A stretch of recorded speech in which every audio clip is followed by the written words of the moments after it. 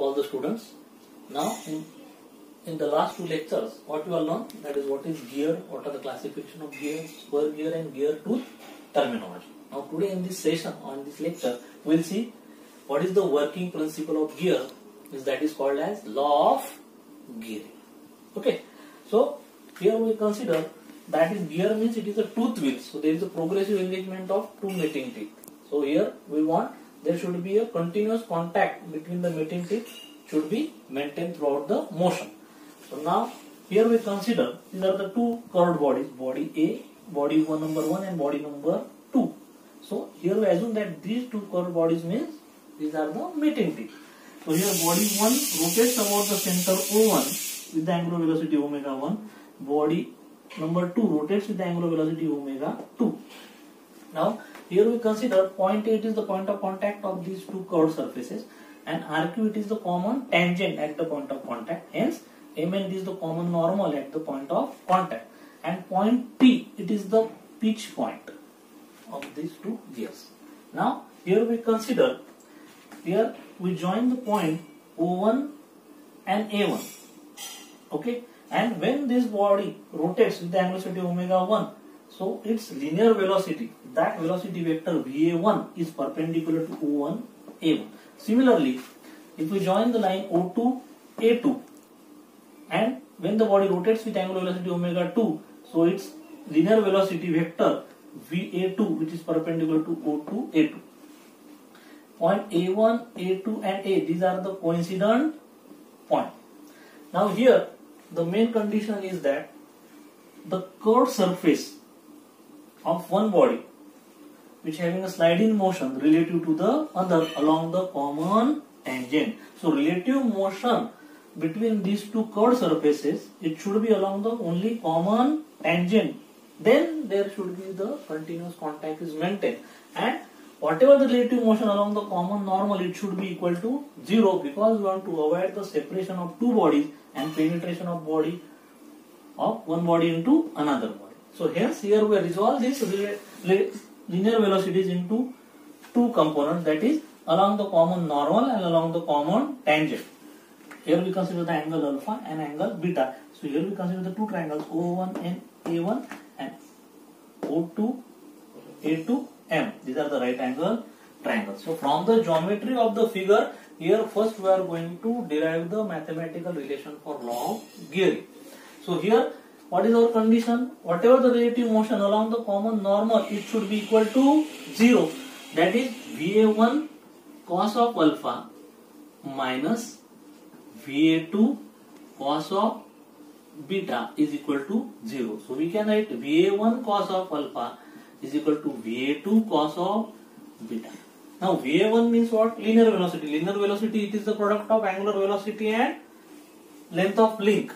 So here omega 1 multiplied by distance O1 A1 cos of alpha.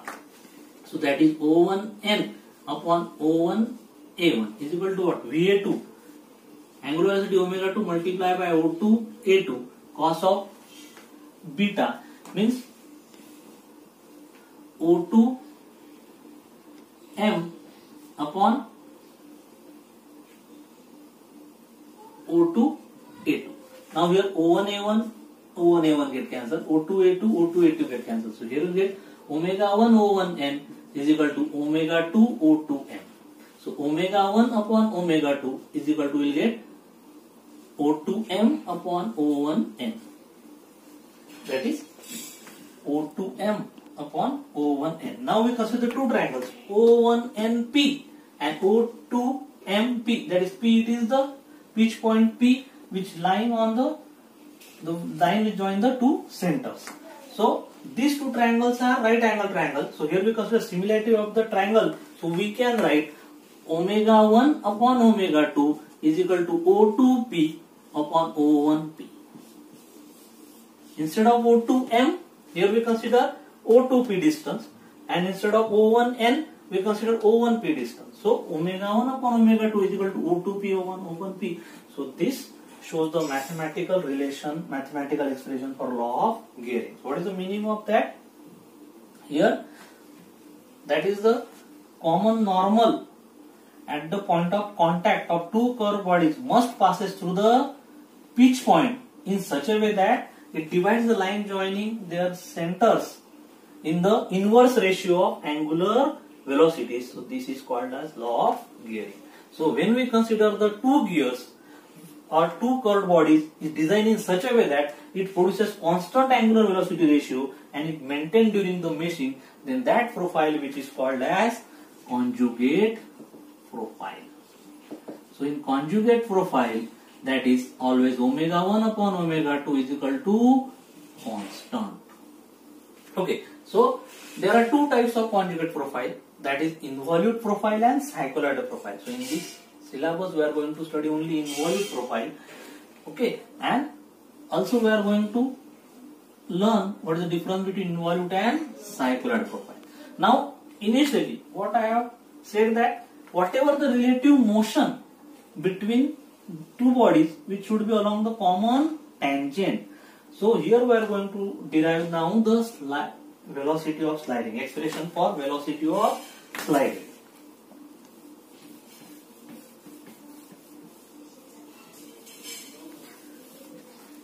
Now velocity of sliding along the common tangent.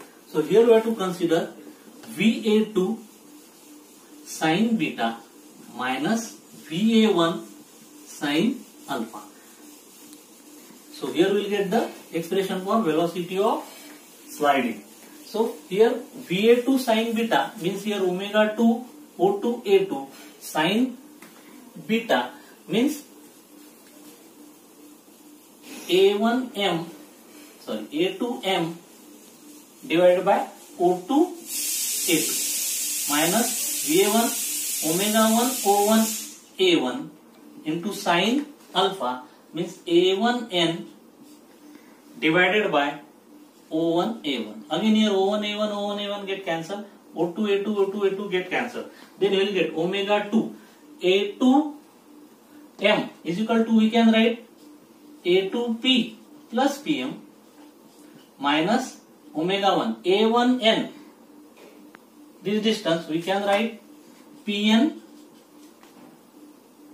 minus A1P.